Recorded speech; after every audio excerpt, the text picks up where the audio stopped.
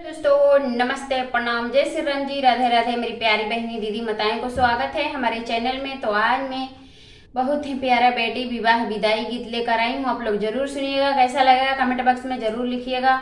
तो चलिए मैं सुनाने जा रही हूँ। मेरी प्यारी बहनी दीदी माताएं बने रहिएगा हमारे इस गीत को सुनने के लिए, आधा अधूरा करके मत जाइएगा। चलिए मैं सुनाने जा रही हूँ। हाथा में सिंहरवा हो बेटी खोई छालिहलु हो जीरावा। हाथ के सिंहरवा हो बेटी खोई छालिहलु हो जीरावा। चलियो में भैलू हो बेटी पापा के हो दुआरावा। चलियो में भैलू हो बेटी पापा के हो दुआरावा। अरे सुतल में रहनी हो बेटी उठनी हो चिहाई। सुतल में रहनी हो बेटी उठनी हो चिहाई। कवने कारण हो बेटी आइलू हो दुआरिया।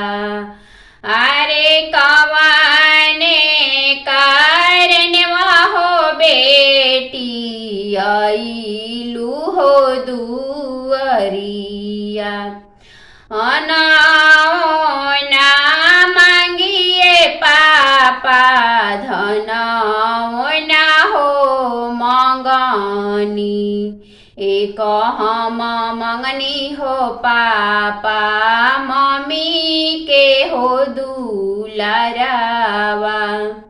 अरे हम मंगनी हो पापा मम्मी के हो दुलारावा।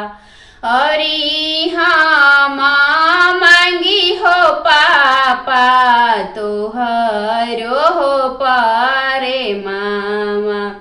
अरे हम मांगी हो पापा तोहरो हो पारे मामा। खुश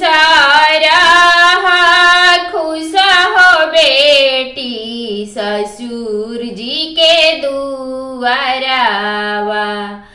अरे खुश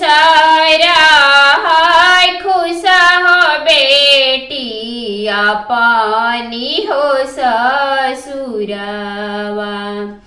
फल फूल बढ़ा हो बेटी रह गुला हो जरावा।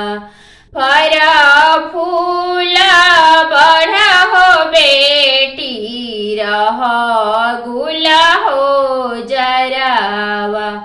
हर दामा साथ हो रही मम्मी पापा के हो दुलारावा। हर दामा साथ हो रही बेटी मम्मी पापा के हो दुलारावा। हाथ के सिंहरवा हो बेटी खोई छालिहलु हो जीरावा। हाथ के सिंहरवा हो बेटी खोई छालिहलु हो जीरावा। तो मेरी प्यारी बहनी दीदी माताएं ये गीत कैसा लगा जरूर कमेंट करिएगा। तब तक के लिए बाय बाय, नमस्ते प्रणाम।